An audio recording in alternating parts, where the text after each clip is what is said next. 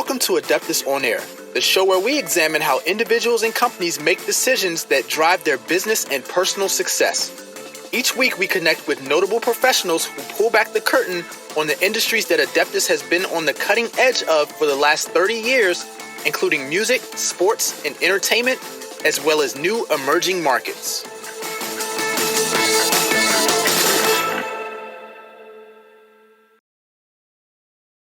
Well, today on Adeptus On Air, we have a special guest, comedian, podcaster, motocross, man of many talents, Clint Esposito.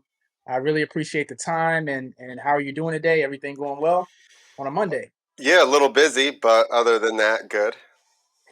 Now, tell me about it. I really appreciate the time.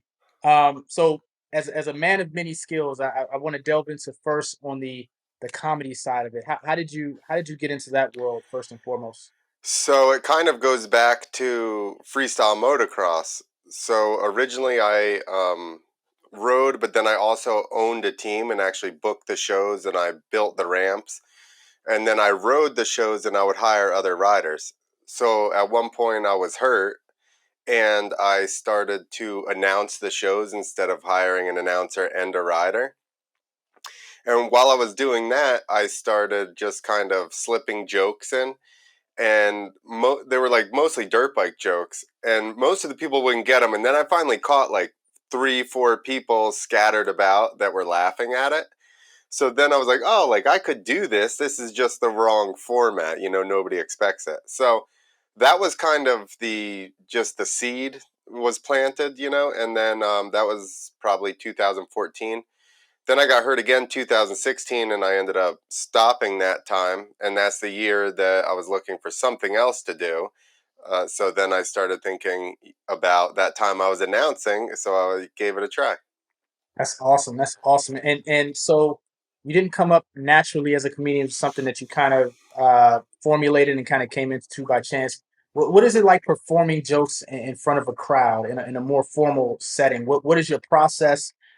How do you test your jokes beforehand? Just what's your whole process like in that respect?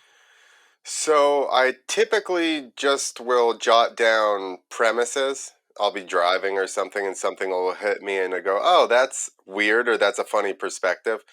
So then I'll normally jot that down and then I'll go to an open mic like a smaller show and just sprinkle some new stuff in there and kind of riff with it a little bit. And then you kind of figure out your lines like right off of the bat. And then I kind of keep getting jokes organically like that. And then I stack them as far as once they start to be in a similar genre or something. Although recently I have started to like sit down and I think I'm just getting better at writing as I do it more. And I'm kind of sitting down and writing a couple of jokes or a bunch of jokes like on a certain topic versus I used to, like I said, like just kind of farm them naturally. But I'm kind of trying to force myself to actually be like, just sit down and write funny stuff about this. Yeah. Yeah, I can imagine. And writing funny, I come from a writing background. Writing funny was something I could never do. It's kind of interesting to write funny and then transition it to speaking it, Right. acting it out funny. That's interesting.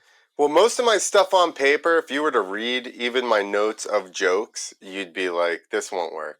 Yeah, Because my yeah, fiance will read it and she'll just be like, or I'll read stuff to her and I'm like, forget it. Just, like you'll see it later. yeah. No, I can imagine performing it is different than actually writing it.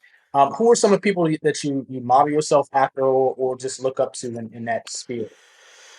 Well, now that I've gotten to know him, I look up to Aaron Berg because, like I said, I was never a huge comedy fan prior to doing comedy. So it's like I saw the typical stuff everybody saw when I was a kid, like Eddie Murphy and Carlin and Dice and just the people that were, Seinfeld, the people that were big that had specials.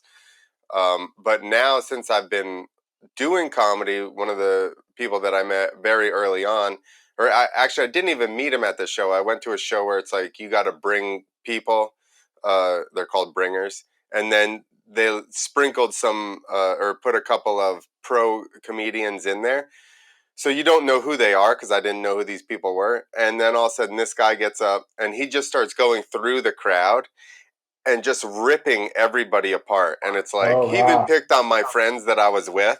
So I'm like, I knew that he didn't know them, you know? Yeah, yeah. And like 12 minutes in, he goes, "Oh, I guess I should do some jokes." And I'm like, Wow. what? He hasn't even done jokes yet. So then I ended up actually working with him and producing a Patreon for him and stuff. So I've talked to him about business stuff, and I look up to him now. He's been doing it for a long time, 20, 30 years. So, it's good to be able to talk to somebody that's been in the game for a long time and kind of understands it on a different level. Wow. No, that's awesome. What's this gentleman's name again? So we can look up Aaron Berg. Aaron Bird. Okay, I'll check out his stuff. That's amazing. So he picked on people for 12 straight minutes. Oh, dude, he's like crowd work master. Nobody Wow. he'll go through the crowd and remember this guy, like tie this person and that person and just like remember all the stuff. And I'm like, holy shit. No, that's incredible.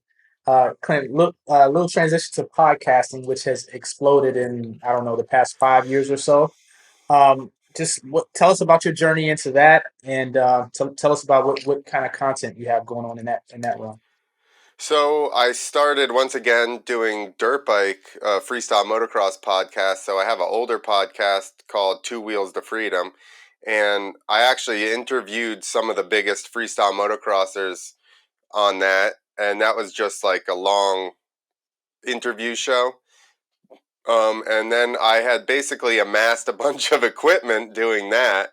And then I'm like, well, I obviously should do something else with this. So then I started to just, in doing comedy too, I just started my own show, the Clint Esposito Show, where I interview people or just talk about like some current events just to try and promote my name or build my brand up because obviously that will help with comedy and filling rooms. So Yeah, it's awesome. And what do you hope to learn like when you interview subjects? What do you hope to learn? Like, what's your podcast style in that respect?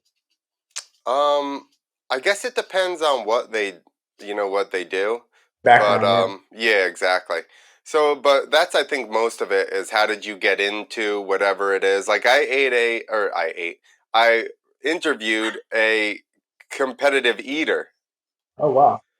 So there's a ton more stuff there than you would imagine because he trains and he does all Wow. these things to train uh like drinking all this water. He can drink like 2 or 3 gallons in like a couple of minutes. And he does all this interesting stuff to try and train for, these events. But if you don't live in that world, you would never, ever guess any of that. Good point. No, that's a really good point. Yeah, sometimes the most obscure things are the most interesting things because, you learn. Well, I like anybody that's really good at anything will inevitably bring up some point that's probably fairly important in what they do that you never thought of. And Yeah. it's always interesting hearing that stuff. It's because we watch stuff like even people watch dirt bikes, right? And you just watch it from afar as like this guy's jumping this thing. But if you were there all day, you'd know that we had to set everything up, and then the run-in was weird, and then you had to change this and that. It's like so.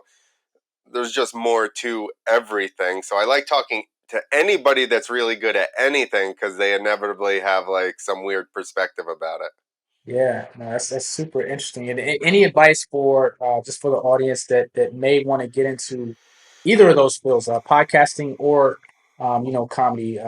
You had it sounds like a sort of a non-traditional entrance into it because it wasn't something Yeah. you thought about many years ago. But any advice for those that are trying to break into those fields? Well, I would say either one of them, the biggest thing, and it's probably more so with comedy, just start doing it. Mm, I would say podcasting is even the same way because I know so many people that want to get into comedy and they just will not. I'm gonna write 5 minutes, and when I have it down good, I'm gonna go to an open mic.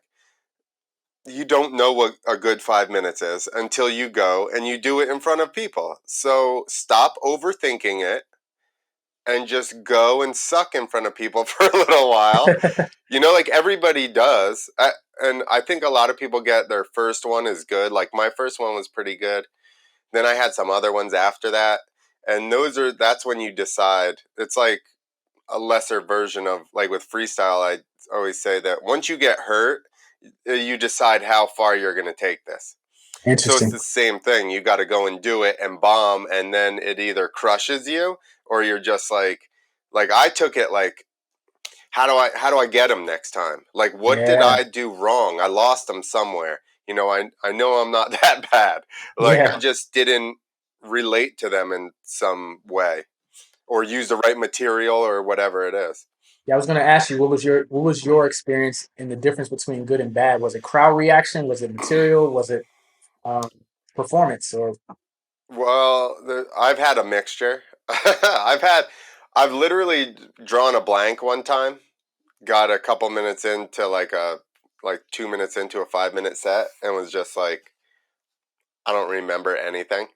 And that has forced me from that. I took that you have to write your set out a bunch of times and go over it so that you can just recall all of that from memory when the nerves and the pressure are on, because that's basically, it's a different environment. yeah, And it's the same way, like competing in anything, it's racing or freestyle. It's like once you get the pressure on you, it becomes kind of a different thing. And you have to over prepare yourself so that way when all those things are going on, you can kind of keep it together and do what you're supposed to be doing. But either one, I mean, you're not going to be great right off of the bat. So stop trying to be great, before you do it. So yeah, it doesn't seem like a field you could be a perfectionist in, or try to be a perfectionist, and you'll drive yourself crazy, probably. I think after years, sure. And I'm not like that type of person really anyway, but I do know people that are very meticulous. And you could tell from their material, they have really good material. Once you get to a point where, like, I heard Seinfeld never used to practice anything. He'd write like an Really? hour and do like the whole hour. Wow. That's insane. But that's doing it a long time and knowing what you're doing, He's like, I know what's funny, but I still, I think a little bit of that also is it's your fan base there. I think that's a little bit different when when you're just a random comic on a show, because you have a mix of people at that point. But that's still very impressive to be able to just write that much material and have it work, and film it as a special. That's crazy. Wow, that is crazy. And one quick thought I had in mind, you were mentioning just the material part. Um, do comedians go to plan B or plan C if something isn't working, or do they stick to their, regardless, their whole set, five, Uh, 5, 7 minute set, regardless? it depends on the person again. I do know, shout out to Danny Braff, who does exact set. And my set meanders every time. It's almost, it'll have the same elements, but it's almost never identical. Yeah, So, and I don't know if that's just the way, I think I get bored, and it's a little bit of, like you say, I can read the people a little bit. I definitely bail on stuff, because if I'm like going down an alleyway and they're like not even have any idea what the reference I'm using is, you got to bail out of that. Or if right out of the bat you're like, they are not responding well to this, so you're like, okay, I like to make fun of it. A lot of times if you call it out, like, oh, you guys did not like that, and then you at least are not trying to pretend like like it was good. yeah. I think that makes it relatable too, to the audience. Right. Yeah, you do need to be a little bit like self-deprecating and just I guess humble or self-aware. I think goes a long way, because I've seen a lot of people start to bomb and then they get mad at the crowd and it never works out Oh, well. yeah. How do you handle hecklers? Speaking of math, pro, how do you handle hecklers, or how should a comedian handle hecklers? I guess two different questions. um I try and just make fun of them so that way they're like, oh, I don't want to talk anymore. Sometimes they give you gold. It Mm. really depends on the scenario and how they're doing it. But because I have had one guy kept yelling stuff from the back of the room. It was a bar, and he was drinking at the bar. Like he was like the last seat, and he kept yelling stuff, and it was like so easy to just Yeah. make fun of right off of the bat. So you let them go because you're just like, you're giving me so much material right now. But I have had people, one guy just sat in the front row and he just kept like questioning all my jokes or something. And I was just finally like, you got to shut up. Yeah. Yeah. I can imagine. But you have the mic at the end of the day. The comedian has the mic at the end of the day, which is the loudest boom in the room. Yeah, exactly. The issue is that you get thrown off so hard sometimes that you can't Oh, even stay on your jokes. Like it's hard. Like I just did a room the other night where there was people there for a band. I opened up for the band. So the floor in front of me, they were paying attention. But then on the left side of the room was a bar. And they're just partying over at the bar, you know? So I just had to kind of like block that out and pay attention to the people up front that were laughing and engaged in the show. So that's a skill in itself, is figuring out to be able to like separate that and just do what you're doing. yeah. Yeah. No, that brings newfound respect for me for comedians to have. I mean, I've been to probably a half dozen comedy shows before, and now to understand the process from your point of view, from the person on stage, that's not easy, man. That's definitely not easy. It's like anything though, it's you have to do it, you know, and just learn the skill. I think going to places like regular open mics where people are playing guitars or whatever is good too, because they're not expecting it. A lot of times they actually end up listening good, but you also get rooms where they don't, where they're fighting you, and that's like a workout. That's a good Yeah. workout, you know. You're like carrying the heavy bags up there. Yeah. Totally get that, man. And Clint, I want to ask about your motocross reels, which are absolutely insane. You're flying in the air. There's fire everywhere. There's fire on your back, and I'm just wondering, like, how did you get to even testing that to see if that's something that you eventually wanted to do? The fire part. Well, that came. So I jumped and, like I said, I jumped and I did, you know, like heart attacks on my, or handstands on my bike and all that type of stuff and backflips. And after I stopped riding those shows, my one friend that does car stunt shows, they have the Black Cat Hell Drivers. And then he also does just stunts like big jumps and stuff and crashes. They had a motorcycle firewall on their shows. So I started, he was like, why don't you just come and help us set up all the ramps and everything and then ride through the wall. So that's how I started doing it, just for him. And then that was at somebody's 4th of July event. And I hadn't even jumped a ramp in years and years. And I was like, I jumped it and I was like, let's set that firewall up on top of there. And the original idea was to go through the wall and catch on fire as I went through the wall. Mm. But then the wall wasn't tall enough, so it didn't get on my back. So I turned around, and then I had him light me on fire. Oof. Then I turned the corner, and there's like these jumps going the other way, and I'm like, he goes, it might go out, and I was like, okay. So it was like 50-50 chance it's either going to go out or get hotter. So I turn the corner, I grab third gear, and I go to jump this jump, and I can see everything around me get bright, and it's just like, Oh man. I'm like, oh no. So I like pinned it. There was a lake there, like a little pond, so I had to go around the pond to get back over there. But then he put me out. But I was like, oh, it definitely did not go out. Definitely got bigger. How long total were you on fire there? But before they put you Um, out. Probably, I don't know, 10 seconds. Okay, that 10 15. seconds Yeah. probably felt longer. Well, when I laid on the ground, he said that the pin was still in the extinguisher. When I first laid down, once I stopped too, I started getting real hot. And I laid down and there was nothing at first. And I'm like, oh no. And then it goes, he put me out. But for like a couple of seconds, I was like, oh no, I might be in trouble. I might be running back over to that pond. Exactly. That was my first thought when you went around the pond. I was like, make Yeah. sure you went in the pond. Probably that would have been good. Was that your most scary stunt, or have there been stunts that have been scarier for you? Um, that's in that type of stuff. That's definitely the scariest. There's definitely been situations riding shows where I was like, it's raining or whatever the deal is, But I would say definitely you're always more afraid of the unknown, right? So I'm just laying there like, hopefully somebody puts me out right now. So Yeah. that was probably up there, if not the scariest. You mentioned earlier in our conversation you had some injuries. Just curious, tell me the list. What? How many injuries have you had? I assume they were all during uh, motocross. Most of them. Um, Most of them, yeah. Well, I broke my tib fib when I was like 9, snowboarding in the backyard. I broke my thumb snowboarding, and then I think everything else was basically on dirt bikes. So I broke my T5 vertebrae, which is basically right in between Oh your man. shoulder blades.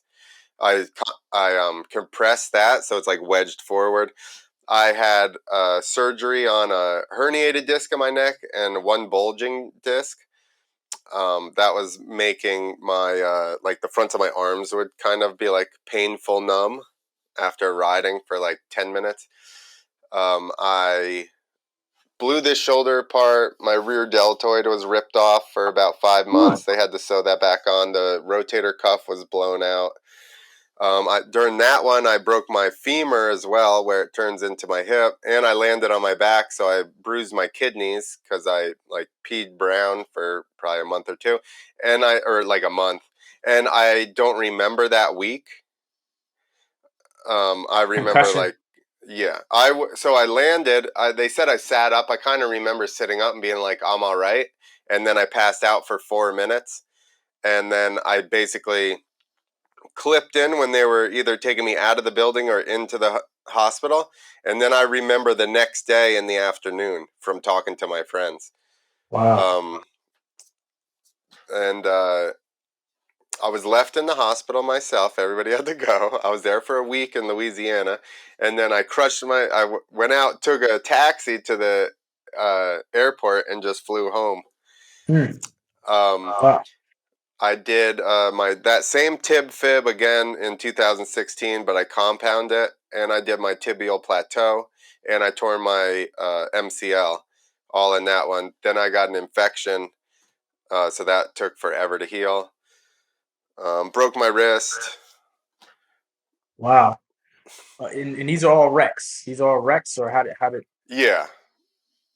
The one that I told you with the shoulder and the femur, I actually have video of that. I went to flip at a circus, and I don't actually remember really what's going on. I think I've convinced myself I know what happened, but I think the bike cut out as I pulled for a flip because I was vertical and I was not going far enough.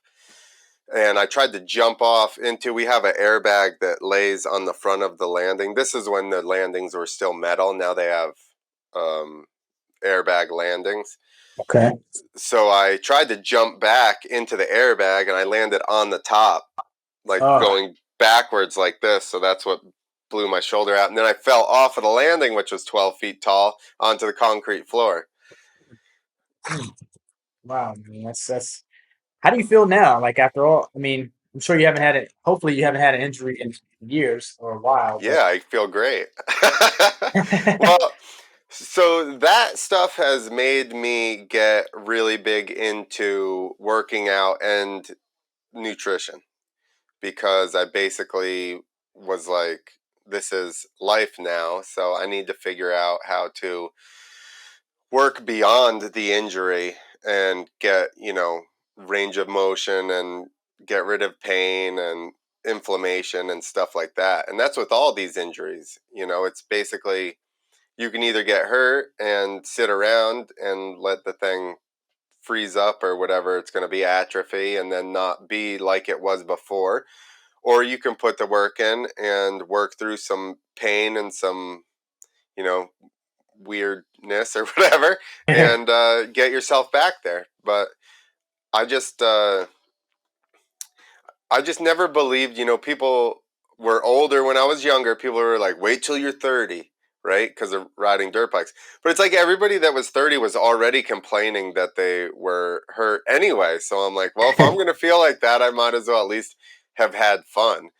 Yeah. But with the injuries, like I said, I just really concentrated on figuring out, just how to take care of yourself and stretch properly and work out properly and stuff like that. Yeah. Wow. That's a incredible list of injuries. I'm glad you're doing okay. In your worlds, the comedian podcast, motocross world, how familiar are you and your peers with taxes? This is, we are a CPA firm, so we're just curious. Is that something that ever gets brought up, discussed, or is that something that's only when bad news happens? Or what's your thoughts on that part? Um, Probably, yeah. Just tax season. I mean, or when they're paying you and they're like, hey, I need you to give me your tax information. But that's about the amount that we discuss it, I would say. Yeah, and balancing various businesses, I'm sure there's some kind of tax component there, and balance sheets, P&Ls, all those kind of things that come up. Yeah. Just what do you handle that at all, or when you do all these different things, or how does that come about? Yeah, I've been handling my taxes for the last couple of years, basically since I stopped riding, because I'm not, at this point, I'm not making the money that I was making when I was riding. So I've just been not really had enough need to get like a tax person yet. So we're working our way back up there to needing tax help.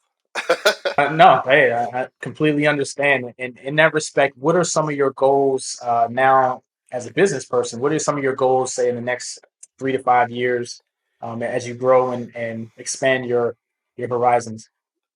Well, so on comedy side, I'm trying to build up a good following on basically like my ticket seller accounts and email lists in the area, at least, so that way I can, because I do book shows too. So like I have a show Thursday at a place right here in town. So I'm trying to build up people around the area so that I can work with local businesses and put on comedy shows and have enough of a following that you're at least going to get a certain amount.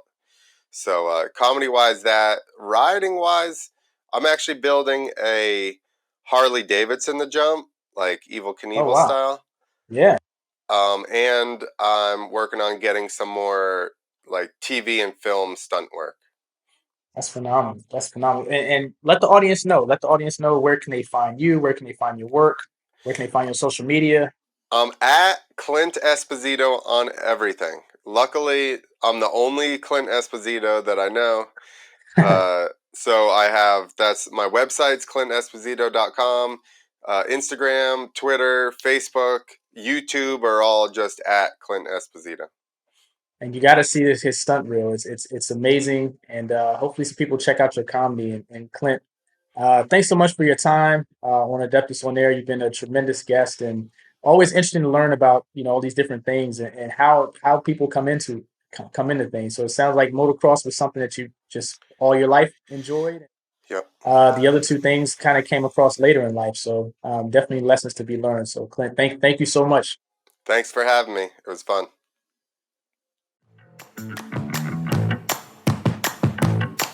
Thanks for listening to Adeptus On Air. If you like this episode, please subscribe and leave a review. If you have a question related to this episode or have a request for what you would like to hear, please email us at marketing@adeptuscpas.com. You can also find us at adeptuscpas.com online or follow us at Adeptus on social media. The views and opinions by the podcast speakers and guests are solely their own and do not reflect the opinions of Adeptus. This podcast provides general information only and is not intended to constitute advice.